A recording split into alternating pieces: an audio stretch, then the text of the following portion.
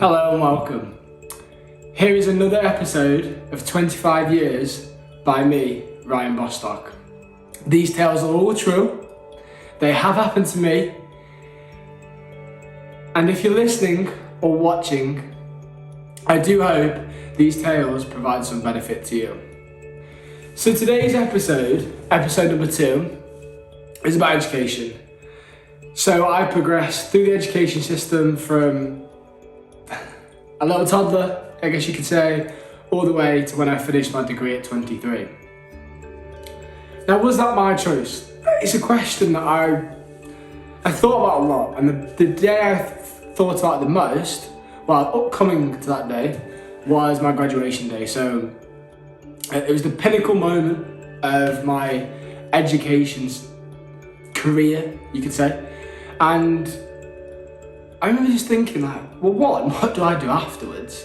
Yes, I was fortunate enough to have a graduate job lined up, but it was kind of like, that was the path.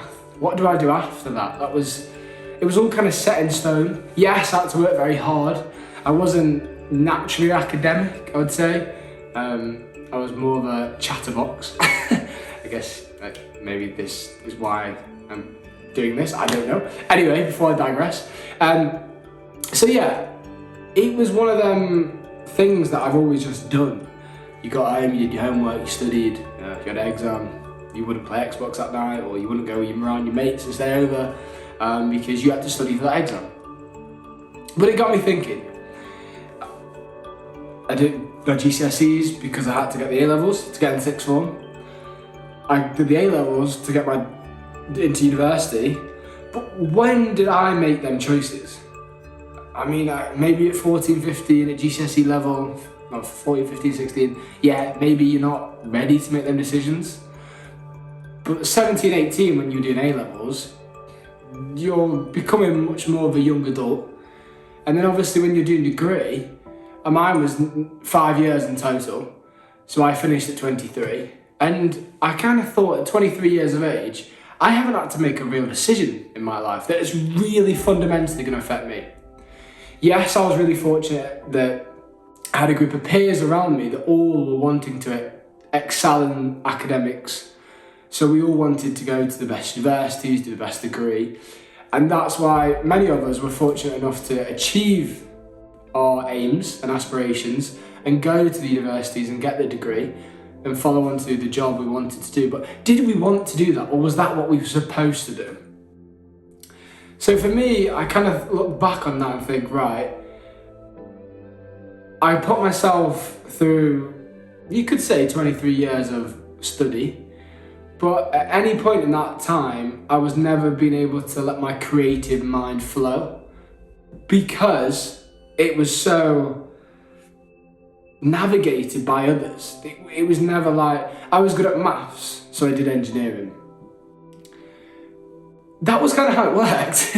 And it was, why did you do that civil engineering and not chemical? Mechanical was because civil was the one where I could talk to people the most as a general career path. That's why I picked it. And then I did work experience, and then that's kind of how I went. And before you know it, from making that decision at 15 to 23, nearly a decade on, I haven't really thought much about, I just need to get the grades, do that other exam. And for me, it all kind of seems a bit lost, even though I was on a trajectory that I should be on. So the reason for this tale is because I just want people to just take a second moment, or parents who are watching this, or big brothers or big sisters who are giving advice to their brothers, sisters, children, or cousins, whoever it may be, that just give them that one moment to think, could I possibly navigate them in a way that they actually want to do something? Like, I remember for me, everyone was like, are you doing art? And it wasn't frowned upon, but it was like, what are you doing? But if that is your passion, and you from a young age have always wanted to be an artist, why not go and study a bit more? Because for me, my self-education, spending money on courses I wanted to know about, I've spent money in the last 2 years, instead of going away on holiday, I've gone and to conferences, which then would surround me with people not necessarily a similar age, but with a similar mindset. So they wanted to grow as a person or develop skills, or even they were just interested. I was interested in stocks, but I didn't know where to start. There's so many gurus out there, but where do you start? So I went on a course, studied, learned about it, found it fascinating. I did then another one, which was about social media marketing, how to use it, how to set up your own social media agency. All these courses I've been on, I was really interested in. So when it came to studying, it didn't feel like studying, it didn't feel like working. It felt like I was just doing something I enjoyed. It was almost like a hobby. So now when I come into the workplace and I go into my job as a civil engineer now, I wouldn't say I'm anywhere near as passionate or interested to learn about civil engineering than I am when it comes to business, or how I can learn passive income or new avenues of passive income.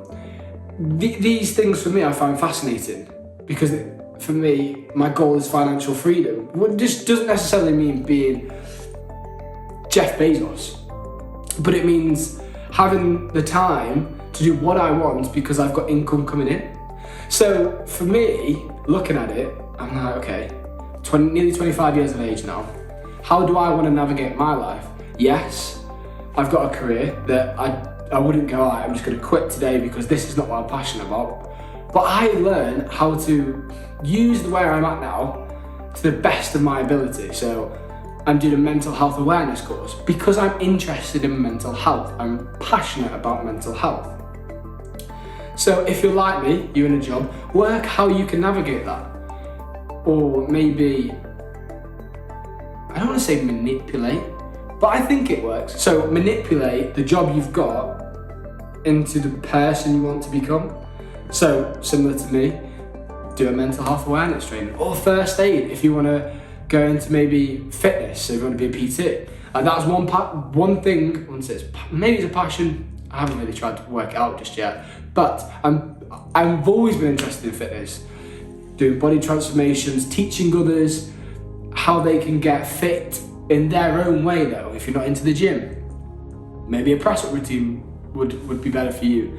But learning about these different aspects, I found interesting. I found rewarding, and I wanted to do more. So it wasn't a chore to go and study. I didn't feel like I've got to. And when I'd say to my friends, I'm working today, they'd be like, on a Saturday, I'm like, yeah, but this is my own study. And at first they were a bit confused, and after a while they're like, I get it now, because that's what you want to do. And that's where eventually I want my hobbies that I'm passionate and interested about to become my income. Because how I think of the education system now, I think everyone has the potential to do what they want. Now they can go the generic way like I've done, which I don't want to take it away. I'm really glad what I've done because I'm in a secure, well-paid job. But now I want to spend the next 23 years working on my happiness. And to do that, it would have to be working or just living a hobby that produces an income. So that's episode 2 on education.